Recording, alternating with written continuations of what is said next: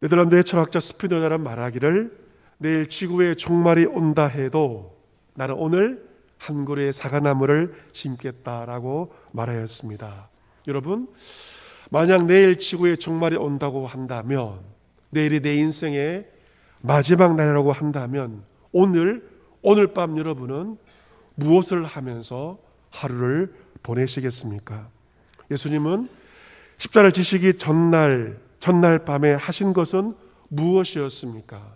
사랑하는 제자들과 함께 밥을 먹는 것이었습니다. 그것은 단순히 밥만 먹는 것이 아니라 사랑을 나누고 확인하는 시간이었습니다. 예수님은 세상에 있는 자기 사람들을 사랑하시되 끝까지 마지막까지 사랑하십니다. 예수님은 그 사랑의 만찬, 최후의 만찬에서 떡을 떼시면서 이 떡은 너희를 위하여 주는 나의 몸이다. 단순한 떡이 아니고 나의 몸이라고, 찢겨진 나의 몸이라고 말씀하십니다. 이 떡을 서로 나누라고 하십니다. 또한 잔에 포도주를 부으시면서 이것은 나의 피다. 이 잔은 내 피로 세우는 새 언약의 증표라고 주님께서 말씀하십니다.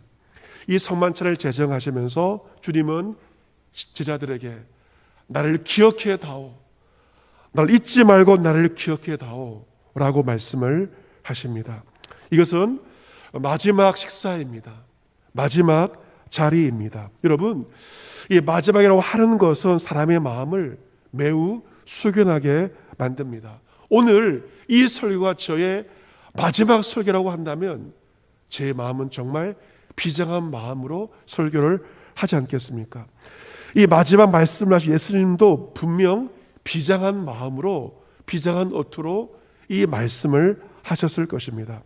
그런데 이 마지막 자리 최후의 만찬에서 주의 말씀을 듣고 제자들 사이에서 어떤 일이 벌어졌는가가 오늘 본문 24절에 나와 있습니다. 마지막 식사 자리, 마지막 말씀을 듣고 어떤 일이 벌어졌는가, 오늘 말씀 보시면 또 그들 사이에 그중 누가 크냐 하는 다툼이 일어났습니다. 예수님은 비장하게 이 말씀을 하시는데 이 말씀을 들은 그들 사이에, 제자들 사이에는 누가 크냐 작냐 하는 다툼과 언쟁이 벌어지게 된 것입니다. 이것은 마치 부모의 임종을 앞두고 형제 간에 유산을 놓고 싸움을 벌이는 것과 마찬가지의 일입니다. 부모를 생각을 한다면 자식들이 그렇게 할 수가 없지 않습니까? 제자들이 주님을 조금이라도 생각했다면 그렇게 다툴 수가 없는 것입니다. 그들 사이에 누가 크냐 하며 다툰 것은 고질적인 일이었습니다. 누가복음 9장을 보면 제자들 사이에 다툼이, 언쟁이 발생합니다. 누가 크냐 하는 다툼이었던 것이죠. 예수님은 그것을 보시고 어린아이 하나를 데려다가 자기 곁에 세우십니다. 그리고 말씀하십니다. 누구든 내 이름으로 이 어린아이 하나를 영접하면 곧 나를 영접하며, 또 누구든지 나를 영접하면 곧 나를 보내신 이 하나님을 영접하는 것이다 라고 말씀하십니다. 그 당시 사람을 셀 때 여성들과 아이들은 세지도 않았습니다. 성인 남자만 세웠습니다. 그 시대 어린아이들은 사람 취급을 받지 못하였습니다. 하지만 예수님은 이 작은 어린아이를 영접하는 것이 곧 나를 영접함이요, 더 나아가 나를 보내신 하나님을 영접하는 것이라고 말씀하십니다. 이 어린아이가 너희 중에 가장 큰 자라고 말씀하십니다. 제자들은 이러한 주의 말씀을 수없이 들었을 것입니다. 하지만 마지막 자리 최후의 만찬에서도 그들은 예수님 앞에서 누가 크냐 하며 그들은 다투고 싸움박질을 하고 있었습니다. 어떤 사람은 내가 너보다 낫다, 이 점에서 낫다, 다른 사람은 이 점에서 낫다라고 자신들끼리 다툼이 발생한 것입니다. 최후의 만찬 때까지 다투고 있는 제자들을 바라보시면서 예수의 마음은 분명 아팠을 것입니다. 우리들도 제자들과 다르지 않습니다. 이 주의 말씀을 늘 듣지 않습니까? 평생 주의 말씀을 듣지만 우리는 정작 말씀대로 살지 못합니다. 오늘날 교회에서, 가정에서 왜 다툼이 일어날까요? 근본적인 이유는 누가 크냐? 이 문제 때문에 가정에서, 교회에서, 일터에서 끊임없는 분쟁이 지금도 일어나고 있습니다. 본문 25절 말씀에 예수님께서 이르십니다. 이방인의 임금들은 그들을 주관하며 그 집권자들은 은인이나 칙함을 받으나, 이 말씀처럼 그때나 지금이나 세상에서 권력자들은, 힘을 가진 자들은 힘이 없는 이들을 주관합니다. 요즘 표현으로 하면 갑질을 한다는 말입니다. 그리고 힘을 가진 사람들은 은인이라고 칭함을 받는 것을 좋아합니다. 힘을 가진 갑은 을에게 말합니다. 이것들아, 너희들은 내 덕분에 살은 줄 알아라. 과거에는 대놓고 말하였지만 요즘은 권력자들은 속으로 말하고 있지만 그 모습은 다르지 않습니다. 사람들을 주관하고 그리고 은인이나 칭함 받는 것을 좋아하는 것이 집권자들의 특징이라고 말할 수 있습니다. 하지만 주님은 말씀하십니다. 너희는 그렇지 않을지니 너희들은 세상 사람들과 같아서는 안 된다는 것입니다. 너희 중에 큰 자는 젊은 자가 되어야 되고 어린 자가 되어야 되고 다스리는 자는 오히려 섬기는 자와 같아야 된다 말씀하십니다. 세상의 원리와 전혀 다르게 살 것을 말씀하십니다. 큰 자가 젊은 자, 어린 자가 되어야 되고 다스리는 자가 섬기는 자가 되어야 한다는 것입니다. 이유가 무엇입니까? 예수님 때문에 그렇습니다. 27절 말씀 보시면 앉아서 먹는 자가 크냐 섬기는 자가 크냐? 앉아서 먹는 자가 아니냐. 하지만 나는 섬기는 자로 너희 중에 있노라. 오늘 설교의 제목이기도 합니다. 같이 볼까요? 나는 섬기는 자로 너희 중에 있노라. 아멘. 당시 식사 문화에서 주인은 어떤 위치였는가? 식사 자리 센터에 앉았습니다. 그리고 주인 바로 옆에는 주인과 가장 가깝고 힘이 있는 사람이 앉았고 주인을 중심으로 사람들이 앉아서 식사를 하였습니다. 편하게 기대어서 밥을 먹었습니다. 그러면 그 종들은 부엌에서 식탁까지 왔다 갔다 하면서 주인과 앉아있는 사람들의 시중을 들었습니다. 요즘 우리 아파트 같은 경우는 이 부엌과 거실과 식탁 사이, 그 주방 사이 거리가 매우 짧지만 그 당시에는 부엌과 식당 사이 거리가 굉장히 멀었습니다. 음식을 조리해서 왔다 갔다 하는 것 자체가 쉬운 일이 아니었습니다. 그래서 많은 종들을 가정마다 부렸던 것입니다. 그 당시 주인을 도와 식사를 시종들은 종들을 가리켜서 디아코누스라고 불렀습니다. 영어로 교회 집사를 디콘이라고 부르는데 디콘이 바로 헬라어 디아코누스에서 유래가 되었습니다. 교회의 집사란 무엇을 하는 사람인가? 교회의 재직들 어떤 일을 하는 사람인가? 한마디로 디아코누스, 섬기는 자입니다. 내가 교회의 직분을 가지고 있지만 그에 섬기지 않는다면 나는 그 직분을 감당하고 있지 못하는 것이죠. 모든 재직들과 직분자들의 그 유래는 바로 디아코노스, 그 종에서 유래가 된 것입니다. 그 당시에 식사 문화에서 당연히 앉아 먹는 사람이 큰 자였고 힘을 가진 사람이었습니다. 하지만 주님은 다르게 말씀하십니다. 나는 섬기는 자로 너희 중에 있다는 것입니다. 주님은 최후의 만찬에서 제자들을 섬기셨습니다. 식사 시중을 친히 들어주신 것입니다. 식사 시중만이 아닙니다. 주님은 그 자리에서 일어나셔서 겉옷을 벗으시고 수건을 가져다가 허리에 두르시고 대야에 물을 떠서 제자들의 더러운 발을 친히 손수 씻어주십니다. 그리고 수건으로 발을 닦아주십니다. 풀 서비스를 하시는 것입니다. 그리고 말씀하십니다. 내가 주와 선생이 돼서 너희 발을 씻었으니 너희도 서로 발을 씻어주는 것이 옳으니라.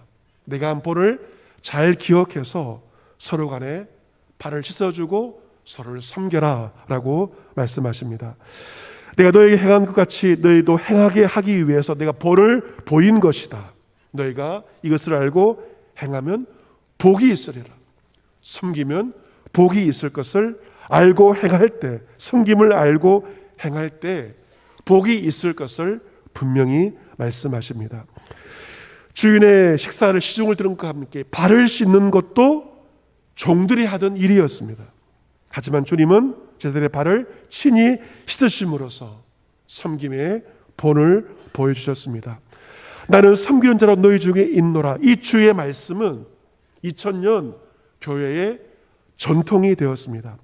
2000년 초대교회 구성원들을 보면, 신부를 보면 대다수가 종들이었습니다. 그 당시에는 종들이 많은 사회였습니다. 교회에는 소수의 부유한 사람이 있었습니다. 다수는 가난하고 종이었고 소수의 부유한 사람이 있었습니다. 부유한 성도들은 자신들의 집을 교회 초소로 개방하였습니다. 예배 때 초대교회 성도들은 예배를 드린 다음에 성만찬을 매주 하였고 함께 공동 식사를 하였습니다. 그런데 밥을 먹을 때 집 주인이 성도들에게 서빙을 한 것입니다. 종들은 앉아서 밥을 먹었습니다. 그리고 주인이 종들을 섬긴 것입니다. 세상에서 상상할 수 없는 일이 주일날 교회에서 벌어지게 되었습니다. 아마 집주인이 종들로부터 대접을 받다가 주일날 성도들을 섬기는 것이 쉽지 않았을 것입니다. 서빙을 하다가 접시를 깨뜨리기도 하고 어설프고 서툴렀을 것입니다. 하지만 주인들은 주일날 교회에서 섬김의 본을 보여주신 예수님의 본을 따라 자신들이 부리던 종들을 기꺼이 섬긴 것입니다. 여러분, 교회의 리더십 어떤 리더십인가? 바로 섬기는 리더십, 영어로 서번트 리더십. 이것이 바로 교회가 말하고 있는 예수 그리스도의 리더십의 핵심입니다. 좀 이 섬김에 놀라운 복이 있을 것을 본문 28절부터 30절에서 말씀하고 있습니다. 어떤 복입니까? 29절 말씀 보시면 내 아버지께서 나라를 내게 맡기신 것 같이 나도 너에게 맡겨 너희로 내 나라에 있어 내 상에서 먹고 마시며 또는 보좌에 앉아 이스라엘 12지파를 다스리게 하려 하노라. 본문의 나라는 어떤 나라인가? 세상의 나라가 아닙니다. 영원한 하나님의 나라를 가리킵니다. 주님은 제자들에게 내가 본을 보인 것처럼 성도들을 섬길 때 너희들에게 하나님의 나라를 맡기겠다 말씀하십니다. 하나님의 나라에서 제자들이 주님이 주인된 그 상에서 그들이 먹고 마시게 될 것을 말씀하십니다. 그들이 보좌에 앉아 이스라엘 12지파를 다스리게 하시겠다는 어마어마한 축복을 약속하고 계십니다. 그런데 언제 이 복을 누리는 것입니까? 이 땅에서가 아닙니다. 아버지의 영원한 나라에서 이러한 복을 받게 될 것을 말씀하십니다. 하지만 우리는 이 땅에서 섬김의 대가를 받으려고 합니다. 대접을 받으려고 합니다. 하지만 그리스도의 제자들은 이 땅에서는 섬기고 아버지의 영원한 나라에서 대접받고 복을 받는 것입니다. 이 땅에서 섬길 때 주님께서 그의 나라에서 복을 주시어 주의 상에 먹고 마시며 보좌의 영광스러운 자리에 앉게 해주실 것을 주님께서 약속하십니다. 전라도 강주에 가보면 우리 교단에 교회 강주 제1교회가 있습니다. 이 지역마다 이 제1교회는 보통 제일 먼저 세워진 어머니 교회, 모교회가 많은데 광주 제1교회도 강주의 어머니 교회라고도 할 수가 있습니다. 이 강주 제1교회가 지난주 화요일 강주시 서구청에 서평 구호박스 전달식을 갖고 지하계층에게 생필품을 전달한 것이 기독공보 기사에 나오게 되었습니다. 관심이 있어서 기사를 검색해 보니 그들이 준비한 구호박스에는 라면과 김 그리고 간편식, 참치 통조림 등 약 5만 원 상당의 생필품이 들어가 있는데 800개 정도를 전달을 했다고 합니다. 작년은 모든 교회가 어려웠습니다. 재정적으로 어려웠습니다. 하지만 강주 제1교회는 어려운 작년에도 어려운 이웃을 돕기 위한 선한 사마리아 기금을 5천만 원을 조성하였고 이번에 구호박스 전달에 4천만 원을 사용을 한 것입니다. 그런데 흥미로운 것은 구호박스 이름을 어떻게 지었냐면 서평 구호박스. 왜 서평 구호박스라고 광주제일교회 이름을 지었을까가 궁금하지 않습니까? 이 서평은 광주에서 사역한 여자 선교사 서서평 선교사의 이름이 바로 서평을 따서 서평 구호박스라고 이름을 지었습니다. 서서평 선교사의 본명 엘리자베스 요한나 셰핑입니다. 셰핑이라는 이름을 한국 이름으로 서평이라고 그렇게 지었습니다. 독일 출신의 그녀는 미국에서 간호사로 일을 하였습니다. 그런데 조선에 간호사가 필요하다는 전가를 듣고 미국 남장로교회 해외 선교부에 들어가서 1912년 2월 20일 조선 땅을 밟았습니다.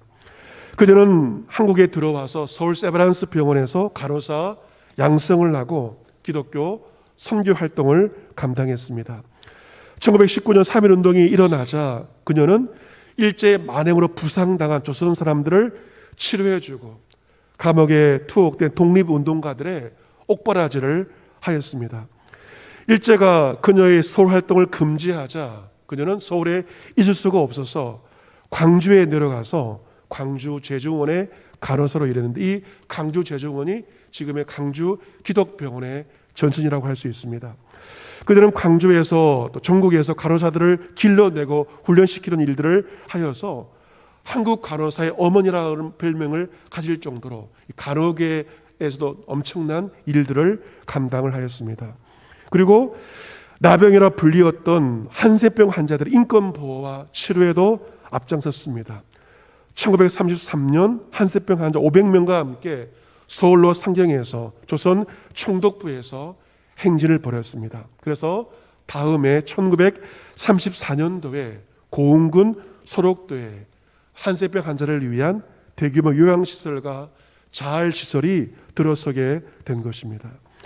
그녀는 그 땅에 살았던 조선 여성들을 위해서 헌신을 하였습니다. 그녀가 보낸 선교 편지를 보면 조선에서 500명이 넘는 여성들을 만났는데 500명 가운데 이름을 가진 여성은 10명도 안 된다는 글을 남겼습니다.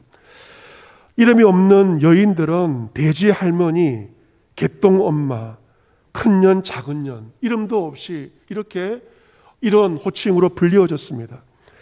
집안일을 도맡아 하면서도 아들을 못 낳는다고 수박을 맞고 남편의 외도 때문에 오히려 쫓겨나고 가난 때문에 팔려갔던 가난한 조선 여성들. 그녀는 이러한 여성들에게 이름을 지어주고 한글을 깨우쳐 주는 것이 큰 기쁨이었다라고 선교 편지에 보고하였습니다. 자기 집 좁은 방에 여성들을 모아놓고 가르치는 것이 학교가 되었고 지금 한일 장신대의 전신입니다. 평생 독신으로 주를 위해 헌신하였던 그녀는 불쌍한 아이를 보면 집으로 데려와서 씻기고 먹였습니다. 부러진 아이 14명을 양자로 삼았는데 그 가운데 한 명은 한센병 환자입니다. 과부들 그리고 수박맞은 여인들 38명을 집으로 데려와서 소외된 그 여인들과 함께 거하기도 하였습니다. 늘 흰 저고리 검정 치마에 남자가 신는 고무신 차림으로 보리밥과 된장국을 좋아했던 한국 사람보다 한국 사람을 더 사랑했던 그녀는 1934년 세상을 떠나면서 그녀의 시신까지 기증하였습니다. 남긴 재산은 동전 7립, 옥수수가루 2호, 그리고 담요 반장뿐이었습니다. 그 담요 반장도 더 가난한 이에게 찢어서 주었기에 그녀는 담요 반장으로 살았습니다. 그녀의 침대맡에는 그녀의 좌우명이 있었습니다. 그것은 바로 성공이 아니라 섬깁니다. Not success, but service. 성공이 아니라 섬깁니다. 그녀의 글귀가 새겨져 있었습니다. 그녀의 장례식은 1934년 7월 7일 강주의 최초의 시민사회장으로 치러졌습니다. 한센병 환자와 거린들 어머니를 외치며 그녀의 죽음을 목 놓아 울며 슬퍼하였습니다. 미국 남장로회 해외 선교부가 1930년대 전 세계에 파송된 선교사 가운데 가장 위대한 선교사 7명을 선정하였을 때 한국 선교사 유일하게 서서평 선교사가 선정되었습니다. 그들은 생전에 말하였습니다. 제 아무리 십자가를 드높이 치켜들고 목이 터질 만큼 예수를 부르짖어도 불쌍한 사람을 돕지 않으면 참 기독교인이 아닙니다. 교회는 바로 섬김의 훈련장이 되어야 되며 한국 교회는 이러한 선교사님의 사랑의 섬김으로 세워진 교회입니다. 어제도 우리 교회 주꾸미 청소 사역팀이 교회에 와서 청소를 하며 주일 준비를 하였습니다. 장로님들, 집사님들, 권사님들 은퇴하신 분이 많으십니다.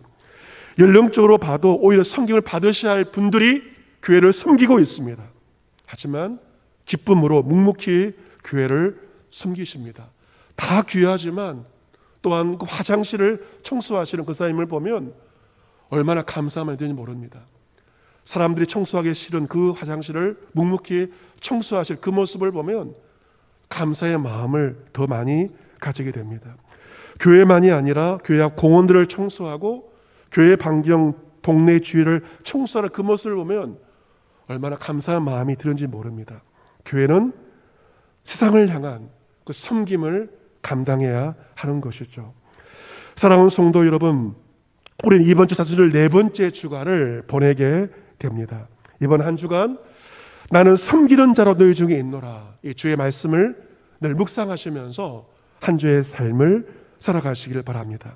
교회 생활을 하면서 누가 크냐 더 이상 다투지 마시길 바랍니다. 누가 크냐 언쟁하면 싸움밖에 나지 않고 결론이 나지 않습니다. 정답은 무엇인가? 내가 먼저 섬기는 것입니다. 그것이 정답입니다. 내가 섬길 때 다른 사람이 나를 높여줄 것이며 더 나아가 주님이 나를 높여줄 것입니다. 가정도 마찬가지입니다. 부부끼리 서로 대접받으려고 하지 마십시오. 싸움만 납니다. 부부가 서로를 섬기려고 할 때 부부는 사랑으로 하나 되어 한 주간을 살 수 있을 것입니다. 섬기는 자가 복을 받게 되고 높임을 받게 됩니다. 여러분의 섬김은 천국에서 해와 같이 빛나게 될 것입니다. 이번 한 주 위대한 섬김으로 섬김의 본을 보여주신 주 예수 그리스도를 본받아 가족을 섬기며 성도를 섬기며 이웃을 섬기며 사랑으로 섬기며 주를 섬기며 살아가는 이런 모두가 될 수 있기를 주 예수 그리스도의 이름으로 축복합니다. 아멘.